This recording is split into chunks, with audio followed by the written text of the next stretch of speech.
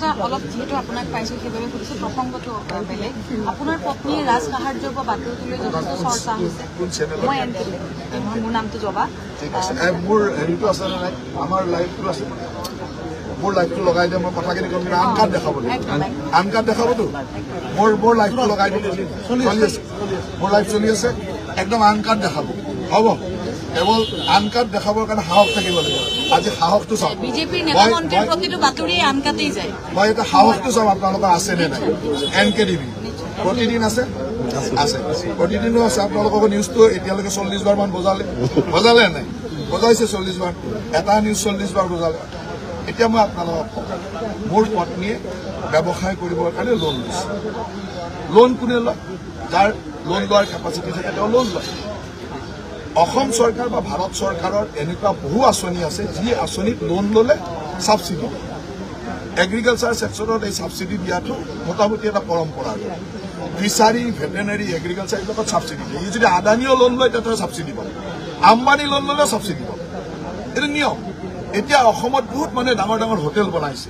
এই যে হোটেল বনাই তেতিয়া আমি 30% কেপিটেল ছাবচিডি দিওঁ। ই যদি অসমৰ আটাইতকৈ ধনী মানুহটোৱে বনায়, কিয় হোটেলৰ ছাবচিডি দিয়ে?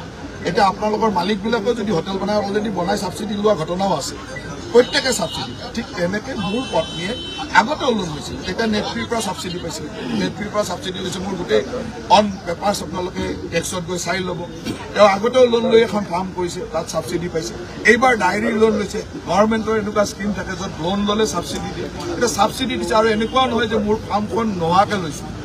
আজিও যদি চাই আহে, মোৰ তাত 60-70টা গীৰ গায়, 60-70 গৰাকী গীৰ গায়। আৰু এইবিলাকত ছাবচিডি এইকাৰণে দিয়ে যে গৰুৰ ব্যৱসায়টো বা গাখীৰৰ ব্যৱসায়টো লাভজনক নহয়। আজিৰ তাৰিখত এই ব্যৱসায়বিলাক খুব ভালকৈ কোনো চলাব নোৱাৰে, ইয়াৰ ব্ৰেক ইভেনে নাহে। সেইকাৰণে এই ধৰণৰ ব্যৱসায়বিলাকত গভৰ্ণমেণ্টে ছাবচিডি দিয়ে। আৰু আমি এজন ব্যৱসায় কৰি আছোঁ। আৰু এই ব্যৱসায়টো মই যেতিয়া আৰম্ভ কৰিছিলোঁ, তেতিয়া মই মন্ত্ৰীও নাছিলোঁ, আনকি বিধায়কো নাছিলোঁ। বিধায়ক নোহোৱা দিনৰ পৰা কৰা ব্যৱসায় এটা কৰি আছিলোঁ।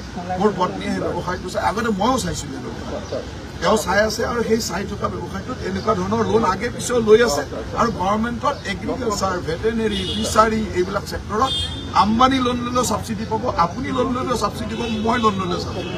ইয়াত কোনো ধৰণৰ ইৰেগুলাৰিটি বা গণ্ডগোল হোৱা নাই। কোনো 2 নম্বৰী কৰা নাই, ফাৰ্মখন নকৰাকৈ পইচা লোৱা নাই, ফাৰ্ম এখন কৰি পইচা লৈছে। গতিকে ইয়াত আৰু ক'বলগীয়া একো নাই। কিন্তু আপোনালোকে ইণ্টেনশ্যনেলি নিউজটো এতিয়া প্ৰতিদিনে প্ৰায় 40 বাৰ মান বজাইছে। এতিয়া মই প্ৰতিদিনক সুধিছোঁ যে আমাৰ GMDৰ CEO আছে, এওঁৰ ওচৰত, মোৰ ওচৰত হাজাৰটা তথ্য আছে। প্ৰতিদিনৰ মালিকে কিমান ইৰেগুলাৰিটিজ কৰি ঘৰ বনাই ৰাখিছে, বিল্ডিং ল কিমান ভাইলেট কৰিছে, আপুনি বজাব পাৰিব। মই কৈ আছোঁ, মোৰ CEO ইয়াত আছে, তেওঁ গোটেই তথ্য দিব, আপুনি কিমান বিল্ডিং ইৰেগুলাৰিটিজ, বিল্ডিং ল ভাইলেট কৰি আপোনাৰ মালিকে বনাই ৰাখিছে। দিব নেকি? নিশ্চয় দিম। আপুনি কেৱল বজাব নে নাই? বজাব। CEO साहब और प्रतिदिन का जो है उसका बिल्डिंग का पूरा दे। द्वितीयते আপোনাৰ মালিকে এজন নিসন্তান মানুহ, অভিধানৰ মালিক, সেই নিসন্তান মানুহৰ পুত্ৰ পৰিবাৰ বুলি দেখুৱাই ৰাইজক টুপি পিন্ধাই ঠকাই থকা নাই জানো? আছে নে নাই? বজাবৰ সাহস আছে? আছে বজাবলৈ সাহস। আপোনাৰ মালিকে যাৰ সন্তান পৰিণতি নাতি বুলি কয়, সেইজন মানুহে নিসন্তান আছিল। নিসন্তান মানুহৰ নাতি নাতিয়ে পৰিণতি কৰ পৰা ওলাল? আজি তেওঁ তেনেকুৱা মিছা কথা কৈ গোটেই অসমখনক ঠকাই থকা নাই? সেইবিলাক নিউজ বজাব সাহস আছে? বজাবলৈতো সাহস নাই। আপোনাৰ চেনেলৰ এজন সম্পাদক, আমিতো পত্নীক কিবা এটা কৰিলে মহিলা মানুহ সহায় কৰাৰ চেষ্টা কৰোঁ। আপোনাৰ চেনেলৰ এজন সম্পাদক পত্নীক মাৰপিট কৰে, কন্যাক মাৰপিট কৰে, ডমেষ্টিক ভাইলেন্স কৰে, নিউজ বজাবলৈ সাহস আছে? এইবিলাক কথা আমাৰ মুখ খুলি নল'ব। মুখ খুলি এইকাৰণে নল'ব, এইবিলাক আপোনালোকৰ NKTVৰ মালিকৰ পাৱাৰত কিমান গণ্ডগোল কৰি আহিছে, কিমান তথ্য আছে, কেছ হৈছে, এনকুৱাৰী হৈছে, সেইবিলাক নিউজ বজাব সাহস আছে? আপোনালোকে নিউজ বজাই সাধাৰণ মানুহে ধুনীয়াকৈ কাম কৰি, মোৰ ফাৰ্মত আজিৰ তাৰিখত 60-70 গৰাকী এমপ্লয়। গাখীৰৰ ব্যৱসায় কৰি মই পইচা কামাব নোৱাৰো। গাখীৰৰ ব্যৱসায় গাখীৰ মানে এটা দুগ্ধ বিপ্লৱৰ লগত আমি গাখীৰৰ ব্যৱসায়টো সেইকাৰণে কৰোঁ। আজিৰ তাৰিখত গভৰ্ণমেণ্টে গাখীৰ উৎপাদন কৰা প্ৰতিগৰাকী কোঅপাৰেটিভক 5 টকাকৈ আমি পাৰ লিটাৰৰ এগেইনষ্টত ছাবচিডি দিওঁ। কিয় দিওঁ? যে গাখীৰৰ ব্যৱসায়টো লাভজনক নহয়। সেইকাৰণে গভৰ্ণমেণ্টে এনেকুৱা বহু মানুহে যোনে আৰু ইয়াত ছাবচিডিটো এনেই নিদিয়ে, লোন ল'লে ছাবচিডি।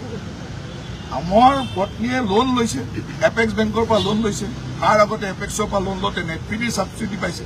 এনেকৈ ছাবচিডি পায় কিন্তু আপোনালোকে এনেকৈ বজাই যেন আমি কিবা দোষ কৰিছোঁ ক্ৰাইম কৰিছোঁ কিন্তু আপোনাৰ মালিকে যে নিসন্তান মানুহৰ নাতিয়েক বুলি কৈ নিজৰ অথৰিটি দেখুৱাই আছে তাক লৈ গৌৰৱ কামাই তাক লৈ যে কয় যে এনেকুৱা মই ইমান ডাঙৰ কাম কৰিছোঁ ব্ৰেইলি ছিষ্টেমত অমুক কৰিছোঁ তমুক কৰিছোঁ সেইবিলাক আপোনালোকে বজাবলৈতো সাহস নাই শুনিবলৈ সাহস লাগে মই সেইকাৰণে আজি লাইভ কৰি লৈছোঁ মোৰ লাইফত মানুহে শুনক আৰু আপোনালোকে যিমান নিউজ বজাব প্ৰত্যেকজন মানুহৰ তেনেকুৱা তথ্য আমাৰ ওচৰত আছে NKTVৰ মালিকৰ হাজাৰটা তথ্য আমাৰ ওচৰত আছে হাজাৰটা তথ্য আছে কিন্তু আপোনালোকে আমাক টাৰ্গেট কৰি এটা নিউজ এনেকুৱা ধৰণৰ অৰ্ডিনেৰী জেনেৰেলি মানুহ এজনে ছাবচিডি লৈছে আৰু তাত কোনো লোন লৈ ছাবচিডি লৈছে লোনৰ ছাবচিডিৰ এগেইনষ্টত আপোনালোকে এই 5 দিন ধৰি যিটো বজাইছে আৰু মই যলৈকে যাওঁ তাতে সেইটো কথা সুধিব বোলে গতিকে আপোনালোকৰ ইণ্টেনশ্যনটো মই জানো কেৱল সাহস থাকিব এইখিনি বজাবৰ কাৰণে বজাবনে নাই আপোনাৰ বিৰুদ্ধে আৰু এটা অভিযোগ আছে যে আপুনি বুন্দাজানটো পুতি পেলাই ৰাস্তা বনাই লৈছে মোৰ লগত ওলাওক বন্দাজানলৈকে যাওক তাৰ ওচৰৰ পাব্লিকক সোধক বন্দাজানৰ ওচৰত মোৰ যিটো ঘৰ সেইটো মোৰ দেউতাৰ ঘৰ আৰু 1980 চনৰ পৰা মোৰ ঘৰ তাত বসবাস কৰে 1980 চনৰ পৰা 40 বছৰ 45 বছৰ হৈ গ'ল তাত থকা আৰু সেই মোৰ ঘৰটোৰ কাষেৰে যিবিলাক মানুহ আছে তাত বন্দাজানটোৰ প্ৰটেকশ্যনৰ কাৰণে সেই ড্ৰেইনটো ৰাস্তাটো বনোৱা হৈছে গৈ চাই আহক মোৰ লগত বলক মই গৈ দেখুৱাই দিম আপোনালোক গোটেই সাংবাদিক এতিয়াই যাম বলক যাব এতিয়া বলক মই দেখুৱাই দিম যে সেইটোৱে বন্দাজান এনক্ৰচ কৰিছে নে বন্দাজান প্ৰটেকশ্যন কৰিছে তাৰ পাব্লিকক গৈ সোধক পাব্লিকত আগতে বন্দাজানৰ পানী সেই পাব্লিকবিলাকৰ ঘৰলৈকে সোমাই গৈছে সেই পাব্লিকে মই যিটো তাত থাকোঁ আৰু সেই ৰাস্তাটোৰে মই অহা যোৱাও নকৰোঁ মোৰ ৰাস্তা বেলেগ মোৰ ঘৰলৈকে যোৱা ৰাস্তা বেলেগ সেই ৰাস্তাটো পাব্লিকে মোক ৰিকুৱেষ্ট কৰিছে আৰু সেইটো বহুদিন পুৰণা ডিমাণ্ড পাব্লিকে ৰিকুৱেষ্ট কৰিছে ইয়াতে ৰাস্তা এটা বনাই দিলে আমাৰ ঘৰলৈকে পানী নুঠিব আৰু বন্দাজানটো এনক্ৰচটো বন্ধ হ'ব আৰু ভৱিষ্যতলৈ এটা পাৰ্মানেণ্ট চলিউশ্যন হ'ব সেইকাৰণে মই এটা ৰাস্তা বনাই দিছোঁ কিন্তু আপোনালোকে এনেকুৱা বনালে মই কৰিলোঁ বন্দাজানটো প্ৰটেকশ্যনৰ কাম আপোনালোকে বনাই দিলে যে বন্দাজানটো মই দখল কৰিলোঁ ইমানটোতো মিছা কথা ক'ব নাপায় নহয় গৈ পেলাই চাই লওক মোৰ লগত বলক এতিয়াই যাম বলক সাহস আছে যদি বলক এতিয়াই যাওক মই দেখুৱাই দিম যে তাত মই বন্দাজানটো ক'ৰবাত দখল কৰিছোঁ নেকি GMDৰ মানুহ আছে GMDৰ কাগজ পত্ৰ লৈ লওক GMDৰ প্ৰপাৰ্টিটো লৈ লওক মন্ত্ৰী হিচাপে মই চেলেঞ্জ কৰি কৈছোঁ আৰু আমাৰ ইমান সাহস আছে আমি মানুহক এনেকুৱা বেয়া কাম মানুহৰ কৰা নাই যি কৰিছোঁ ভাল কৰিছোঁ বন্দাজানৰ কথাটো আহিছে কাৰণ হৈছে বিৰোধী পাৰ্টিয়ে এটা পলিটিকেলাইজ কৰি যেতিয়া আপোনালোকে কাম কৰিব পলিটিকেলাইজ নহয় মন্ত্ৰীগৰাকীৰ বিৰুদ্ধে যেতিয়া অভিযোগ উঠে তেতিয়া সেই কথাটো সোধাটো আমাৰ দায়িত্ব সাংবাদিক হিচাপে সেই কথাটো সোধাটোৰ দায়িত্ব সেই কথাটো আপোনাৰ মালিকক সুধিব পাৰিব নে আপোনাৰ মালিকক সুধিব পাৰিব এতিয়া এই নিউজটো বজোৱাৰ পিছত আপোনাৰ মালিকে ৰাতি মদ খাই তাত আপোনালোকৰ মানুহক অসভ্য ব্যৱহাৰ কৰিব সেইটো ভিডিঅ' ডাইৰেক্ট বজাই দিব পাৰিব মোৰ তাত তেনেকুৱা ভিডিঅ' আছে আপোনালোকৰ মালিকসকলে মদ খাই কৰা অভদ্ৰামী মোৰ তাত আছে বজাব পাৰিব সাহস আছে আছে নাই কওক মোক সাহস আছে সেইটো কথা প্ৰশ্ন সুধিছে আপোনাৰ মালিকে কৰা বেয়া কামটো কেলে দেখুৱাওক মই ক'লোতো মোৰ GMDৰ মানুহ আছে তেওঁলোকক গোটেই তথ্য দিব কালিৰ পৰা মই আপোনালোকৰ সেই বিল্ডিঙৰ ল ভাল কৰি ভাঙা গোটেই ঘৰবিলাক ভাঙিব যাম পুৰা লাইভ কৰক লাইভ মোৰ GMDৰ মানুহ যাব তেওঁ গোটেইখিনি বস্তু লৈ তাত ঘৰ ভাঙিব যাব যে এইটো ইৰেগুলেট হৈছে আপোনালোকে লাইভ বজাব পাৰিব সাহস আছে এই কথাবিলাক আমাক নক'ব কাৰণ আমি কোনো অসৎ কাম কৰা যদি সেইটো কামটো হৈছে চৰকাৰৰ কাৰণ আপোনালোকে লগে লগে ক'ব যে ৰাজনৈতিক শত্ৰুতাৰে তেওঁৰ ঘৰ ভাঙিব গ'ল ৰাজনৈতিক শত্ৰুতা সংবাদ মাধ্যমৰ ওপৰত আক্ৰমণ সংবাদ মাধ্যমৰ মানুহৰ ওপৰত এনেকুৱা কৰিছে আপোনালোকে 10টা কথা ক'ব আপোনালোকে বেলেগৰ ডমেষ্টিক ভাইলেঞ্চ দেখুৱাই থাকে আপোনালোকৰ সম্পাদকৰ ডমেষ্টিক ভাইলেঞ্চ কৰি নেদেখুৱায় আপোনালোকৰ সকলোৱে জানে তেওঁ পত্নীক মাৰপিট কৰে তেওঁৰ কন্যাৰ ওপৰত মাৰপিট কৰে তেওঁৰ ডমেষ্টিক ভাইলেঞ্চ আপোনালোকে কিয় নেদেখুৱায় কিমানটো সাহস আছে সেই সাহসটো ৰাখিব ময়ো মানে এইখিনি কথা এইকাৰণে কৈছোঁ যে কোৱাৰ প্ৰয়োজন আছিল আপোনালোকৰ আৰু মোৰ লগত বিশেষকৈ এই ধৰণৰ মই যিহেতু আজিলৈকে কোনো বেয়া কাম কৰা নাই কোনো অসৎ কাম কৰা নাই কোনো চৰকাৰক ফাঁকি দিয়া নাই সৎভাৱে যি কৰিছোঁ সেইটো কৰিছোঁ গতিকে আমাৰ সৎভাৱে কথা কোৱাৰ সাহস আছে আৰু এইখিনি কথা আপোনালোকে লাইভ আনকাট বজাই দিব তেতিয়া আপোনালোকৰ সাহস আছে প্ৰতিটো চেনেলক মই কৈছোঁ আনকাট বজাই দিয়ক মই আপোনালোকৰ সকলোৰে প্ৰতি এটা আহ্বান যে মই কোৱা কথাখিনি যদি কিবা অসত্যতা আছে সাহসেৰে বজাই দিয়ক মই পুৰা চেলেঞ্জ ল'ম যে অসত্যতা যদি আছে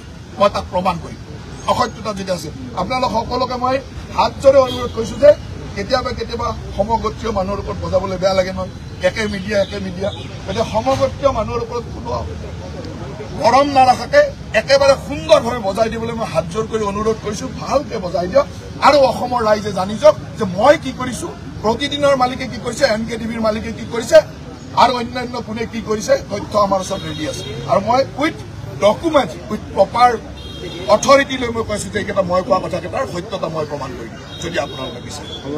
থেংক ইউ।